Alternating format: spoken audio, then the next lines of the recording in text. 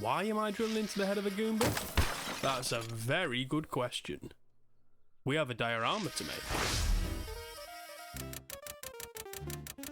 Today we're facing Mario's greatest enemy. No, not Bowser. Far more monstrous than Bowser. So let's start with some insulation board marked and cut to size, or the size I'm guessing we'll need. It's a bit too fat, so we'll trim it in half. This diorama is going to have 4 faces, so we'll need some walls to divide the scenes. We'll round the corners off. Mario doesn't like right angles for whatever reason. Strange individual. Here we are, although we have a few more corners here, so we'll chop those off. I might regret that later. We'll see. Now we need the textured paste made from sand, polyfiller and Mod Podge. Mix it thoroughly and then slap it on. Easy to apply, simple to smooth, and it doesn't take that long to dry. Clay time. I've got plenty left over after that horrendous rat. Thanks again, Patreon. In true Italian style, we'll treat it like a pizza base.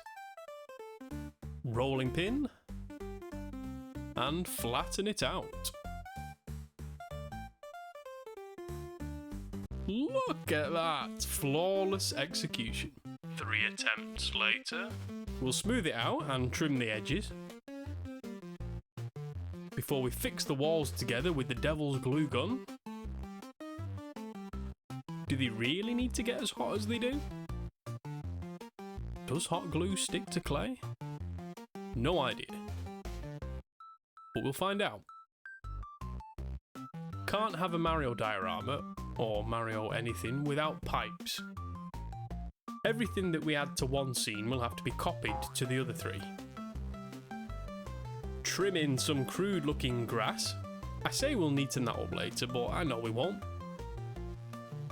Let's get today's contender ready and then explain the gist. We've got a Space Marine, and then a Whomp. A Whomp guarding Mario's greatest treasure. No, not Toad's only fan. A star. That's going to be floating behind the Whomp. No idea how yet, I'll leave that predicament for future me. We also need to add a Piranha plant in this pipe. Now, in my mind, there's no end to a Piranha plant. So I've got some of this plant wire, which we'll snip to size. Hold on, how does it... What? One sec. There we go. So yeah, we snip it to size, bend and insert one end into the pipe, and the other end into the hand of this Space Marine. Pop the head on. Got it? I don't know what glue is recommended for clay, if any. But we'll try this all-purpose adhesive. Can't really go wrong, can it? So that's scene 1 done. As for scene 2, we'll need another buddy. This time the Whomp is mid-jump. Every 5-year-old child's worst nightmare. So we'll set the scene up again, as before, but this time the Space Marine's dropped the Piranha plant. Adjust the arms to fit the pose. Making that guy float is another present for future me. On to the 3rd scene, the great flattening. Forgivingly simple. The 4th and final scene, add the Whomp. And the final iteration of our brave warrior, the Pancake Marine. Born from the fun process of taking an STL file and squashing it. We could have had a neater version if I'd pieced it together in 3D Builder beforehand, but then I'd be robbing myself and you of this entertaining process. And that completes the 4th scene, roughly. Piranha plant leaves before we get to base coating. Start with grey, and then blast with white from above. There we go.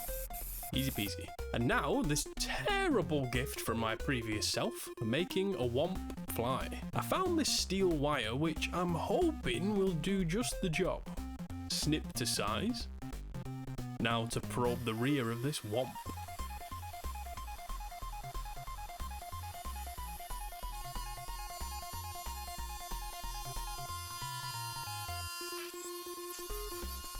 Please don't do that.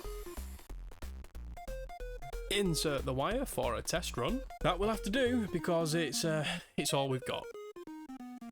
Glue it in place before a quick scene preview.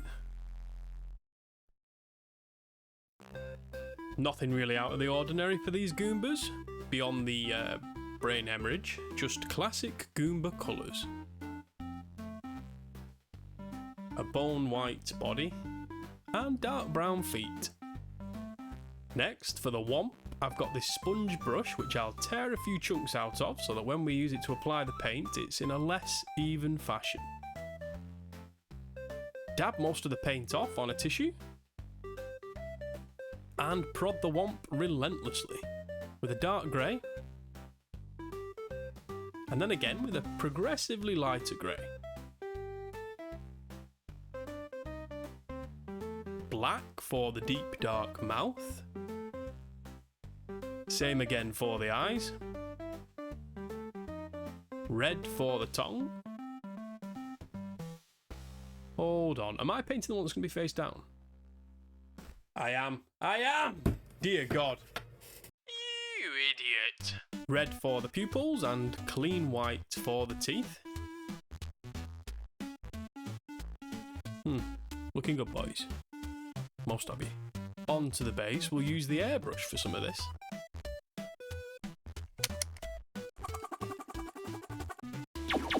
Pleasant sky blue. That looks Mario-ish. Same again, we'll do the same thing to every scene. Lighten the bottom half up with some white. And then we'll try jungle green for the grass. It was a guess, and I guessed wrong. So we'll try again with a slightly darker green. Even darker green for the pipe. God damn it! Stereotypical Piranha Plant colours. Nice and vibrant. A very red head as nature intended. A quick dry brush on the grass and the plant vine. White for the white spots. Genius. Now for the Battle Brothers. We're going to try ink initially. I've heard mixed reports using ink, so we'll see how we get on. So far, so good though. For now, I'll say we're going for a Mario paint scheme, but that may change. If it looks terrible, I'll deny it ever happened, I'll delete the video, and I'll make it look like the quail ate me alive. Using ink made maintaining the details on the Pancake Marine much easier than it would have been otherwise. Black ink for the weapon, then we'll dab it with tissue and see what happens.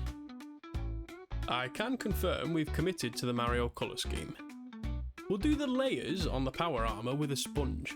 I've seen some people get great results doing this, so you never know, with enough practice we might get something that looks half decent. Essentially, you use a sponge to apply lighter and lighter colours to what would be the highlight points. Usually you'd start with a much darker base colour like brown, but I wasn't sure where we were going at the time. After that, a very watered down Agrax Earthshade. And then everyone's favourite nightmare, edge highlighting.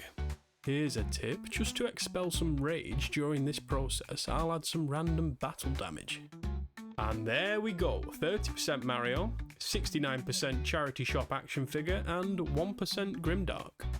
Vallejo yellow ink for the star. This worked far better than any yellow paint I've tried on other models.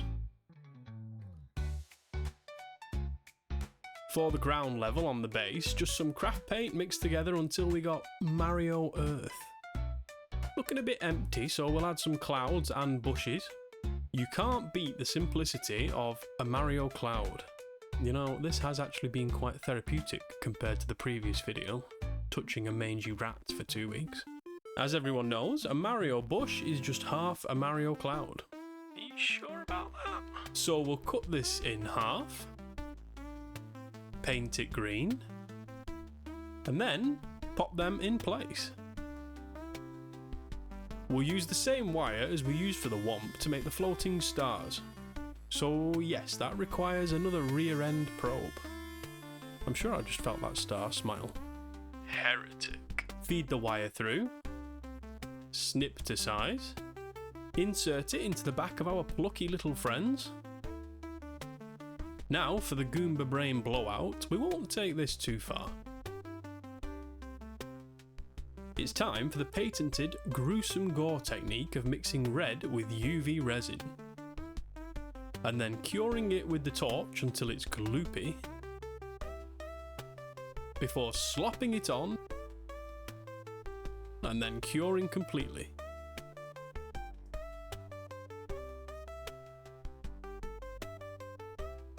Stick them all in place.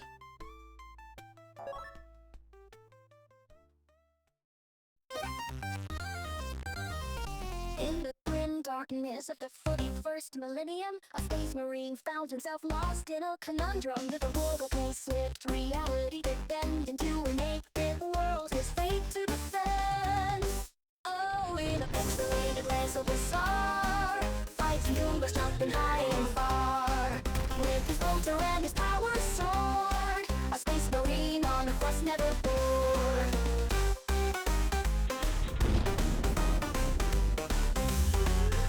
A mighty crash, the wanted fall, a hero's journey, an end to it all. For the Emperor, he fought through the pain, but in Mario's world, he was finally slain.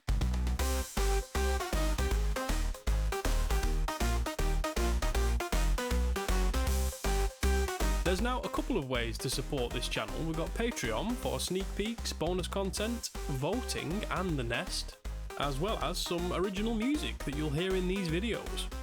Who knew? And now, from 99p, you can also join this channel as a YouTube member and post eggs alongside your comment. Bargain. Thanks again. Love you all. Stay tuned.